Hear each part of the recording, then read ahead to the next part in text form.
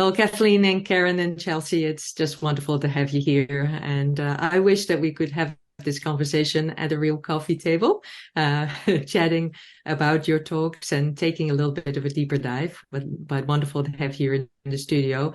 And it's really quite interesting to think about what time zones you're all in. I know that Karen is coming in from Hong Kong and Kathleen is coming in from Kenya. Chelsea and I are on the west coast here of the United States, but we are spanning the globe with this panel. Um, I just wanted to ask as very first question, because a lot of people always are interested in, you talked about some fascinating research that you all do in the area of natural language processing. How did you get to this stage? Now, what happened in your career that made you work on these problems now? Is there a moment in time when you say, "Hey, this is the direction I want to go," or did you happen on those topics? I'm sure that the audience would love to hear a little bit more about your journey to this point. Karen, you want to start? Yeah, sure. I guess I didn't necessarily pick natural language processing as a focus. Because I cover AI, I kind of just go where the field goes, and because the field has really concentrated on large language models over the years, it became an increasingly important part of my reporting, and a very fascinating one. I'm really glad that I get to cover this area. But it encapsulates the thing that I love about covering language AI is it encapsulates so many different themes within AI and society, because language is so inherent to society and to the way that people relate to one another and to different cultures and countries. So you kind of get all of the things that you would want to explore about AI and society in NLP by itself. What about you, Kathleen? There's no one point that I can single out and say this is the moment in which I picked it. It's been more of a series of decisions that found me or led to me being here. So my background is in math and computer science, and with this, I started my career working as a data scientist. I just so happened to be at working at a company in the telecommunications space. And so our products were stuff like voice, SMS, airtime. And one year I was tasked to build a text message filtering tool, but it needed to be filtering messages that are spoken in local languages spoken in Kenya. And this is essentially how I uncovered the fact that there's actually so much you can do in terms of language tools if the languages you're working in are English or other dominant Western languages. And so none of these tools were of use to me in that context, and we ended up hacking something very rudimentary. But this is what opened my eyes to the fact that there's a huge gap in terms of resources available for African languages. And ever since I've been working in this space. And Chelsea? For me, I've always really been fascinated by the problem of AI since I was an undergrad, both in terms of this notion of trying to build intelligence in machines being a really fascinating problem, and also the potential impact that AI systems can have on society in a positive way. When I started my PhD, I actually explicitly decided I didn't want to work on language and I wanted to work on other things, and ended up working a lot on robotics. But when I joined Stanford, and I still do a lot of work in robotics, but when I joined Stanford, I've had one student who was really excited about working with me and the technical ideas that I had developed, but also wanted to try to take them in the natural language direction, and found a co-advisor in NLP that was willing to advise him as well. And he kind of dragged me into the field a little bit. And it's been a lot of fun to work with language models and start to study some of the problems in the field. And certainly, natural language processing and large language models have gotten in the news a lot more lately after the splash of Chat GPT. And I was actually really quite surprised at the incredible attention paid to it when it first came out. Having been in the field for a while and knowing what has been cooking, it's surprising that this one release, to me at least, that this one release really hit such a nerve with many people. What was, in your opinion, so special about this ChatGPT release? I'll go to you, Chelsea, to see what you think. Yeah, so to me, it's also quite kind of crazy, especially having worked in AI for a long time, that now like so many people know about what the latest and greatest in the field is, like where the technical bleeding edge is. I think that one thing that was different about ChatGPT compared to other AI research is that it's just so accessible. There was this interface online that anyone could interact with.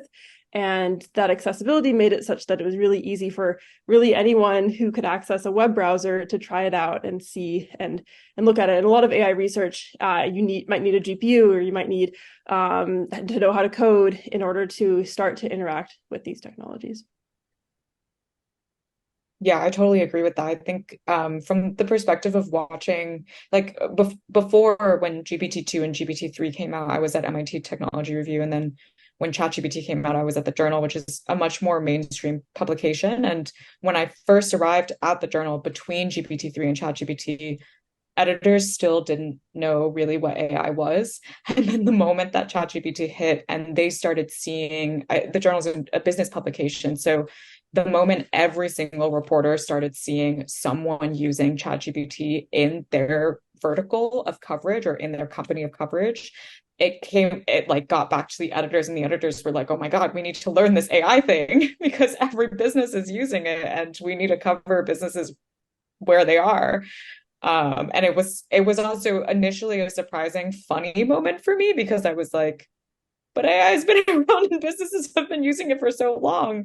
But it's exactly that. Like the accessibility suddenly had like not just the tech team within a business using it, but like all the way up to the top executives that maybe had never touched a tech stack before, suddenly playing around with it, using it to write their emails and things like that. That certainly got a lot of people talking about possible applications as well as the negative. Chelsea, you in your talk mentioned errors that are made in these models and hallucinations and what you can do about this. Are you really optimistic that we can deal with these errors sooner rather than later, or do you think that will really take quite some time? Yeah, it's a great question. I think that developing models that either don't make these errors in the first place or that are able to refrain from making a prediction when they think they might make a mistake, I think it's a pretty challenging technical question on the research side. And so I think it will take some time to actually allow these models to stop making mistakes or to be able to understand when they're not sure. And that said, I guess there's so many people working on this problem and so many people excited about these models that there at least will be a lot of brain power behind trying to solve those challenges from a technical standpoint. But I do think that it is an open research question and it might take some time. I should also mention that I think that there are applications where errors are a little bit less critical, where these models can already be very useful.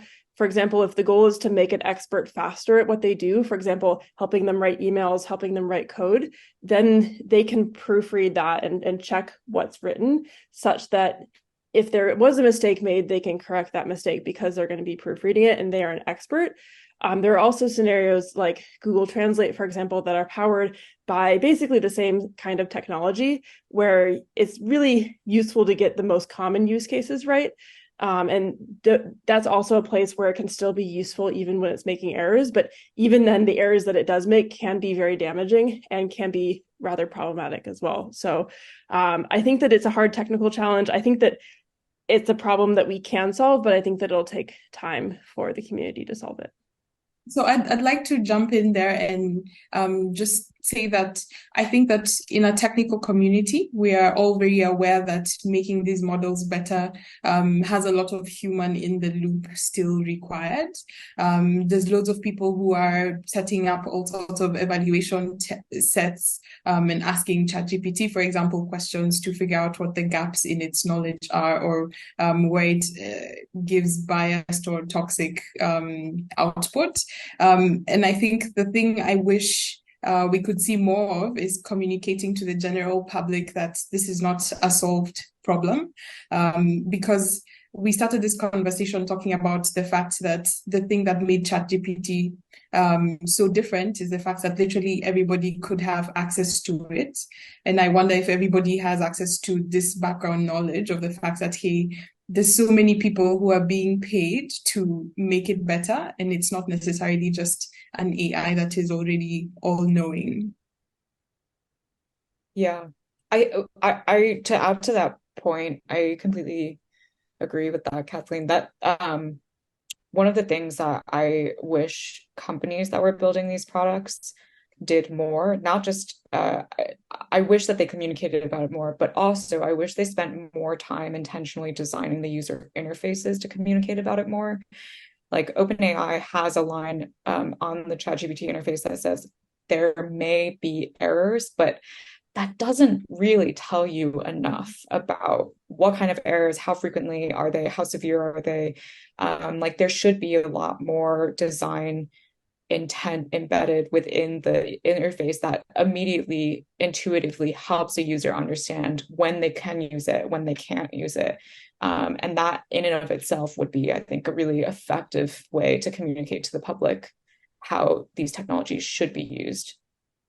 Are you concerned about the quick take-up of those tools? I would slightly reframe my concern to, I'm not concerned about how quickly people are uptaking the tools. I'm more concerned at how quickly the tools are being released. Because I think it's natural and potentially exciting that like once a technology is out, that people are like opening up their arms and adopting it and experimenting with it, trying it in different ways. But I do think that the responsibility is on the companies developing these tools to actually make sure that they release them in a more methodical and thoughtful way. So yeah, my concern is more on like the early part of this pipeline from like releasing to uptake. And I think when OpenAI, I mean, ChatGPT was a surprise in terms of how popular it was for many people within the technical community, because we've all seen this progress and it had never, as we mentioned. So it was definitely a surprise for OpenAI too. And there are many OpenAI employees who have talked about this, where they just did not anticipate that ChatGPT would become so virally popular. I do think that once it became clear that that was true, that they should have put some kind of like they should be starting to put like guardrails around it and making sure that it's only used in certain contexts, or maybe like pulling back some of the capabilities to iterate on it more, to fully understand like how it might impact people in different circumstances. But they kind of just stated kind of blanket that, oh, it's a research tool, so like that just means that it can, like, we don't necessarily have any responsibility because we weren't selling it as a product. It's just research, it's just experimental. And I don't actually think that that was the right approach. I think that ChatGPT is opening up a can of worms for misinformation to go on steroids. It looks to me like the rate at which information can now be generated has grown exponentially. We still don't have a handle on exploring the credibility of content that already exists. Now we have to contend with wondering whether this content is credible, was created by a human, or whether it's AI generated. And I think it then becomes a circle that feeds itself. We already know that majority of the content available on the internet is in English. And I think it goes without saying that a lot of the content that ChatGPT creates and goes back onto the internet is going to be in English. I think this elbows out low resource languages much more. And then I'm again greatly afraid for the misinformation, right? There's a lot of histories which are oral and have not been written down, but now there's a possibility of a chat GPT creating a history. Who's going to tell us what's true and what's not if it hasn't yet been recorded? Or who's going to tell us what was created by an AI and what was handwritten? So I'd like to ask you maybe a little bit of a silly question, but it's always fun to ask these questions. So imagine that you were the boss of the world, and so you could tell people what to do, and there would be one thing, one command, one decision that you could make now in this area to help things along, to make things better. What would it be? I can start. In the age of AI, we rely a lot on data sets. And where data sets are concerned, I've done a lot of work in building data sets, and I see how we could use thousands of people, maybe hundreds of thousands of people as contributors to a data set. But at the end of the day, the ownership is attributed to whoever aggregates the data set.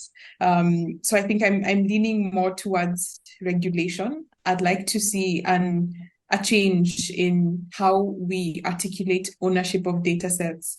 I wish that the data subjects could have more ownership. I wish that this ownership could mean decision-making power. I wish that the ownership could mean that they are able to access records of the processing of their data if they wanted it, and that these were readily available. And if the data set is of great value and is making a certain company a lot of money, I wish to see this ownership also mean that either some shared resources that this community created can be maintained using returns from the monetization of the data set, or maybe even the individual owners actually get some return. Because at the end of the day, again, we like to frame AI as something that an elite group of individuals build and therefore control. But then the truth is there's so many people involved in its production in many contexts, and we never really take that back to them. How about you, Karen? I was torn between saying that, so I'm so glad that Kathleen said that.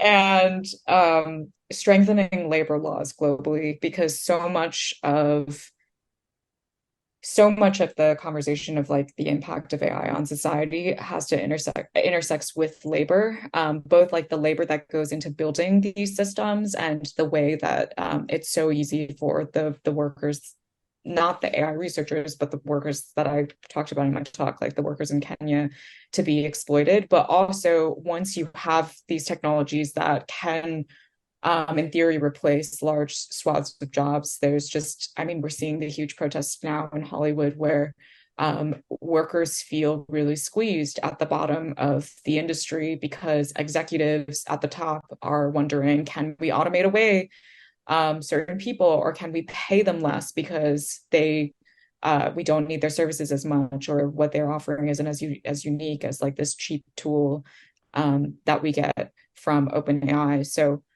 it is, I think, one of the ways that I see for getting to a point where we can reap the benefits of AI without also really suppressing like stable employment across the board, across like many facets of society, is to just have really, really strong labor laws that guarantee certain wage minimums, guarantee certain working conditions, certain hours, like having hourly reliable wage pay and benefits.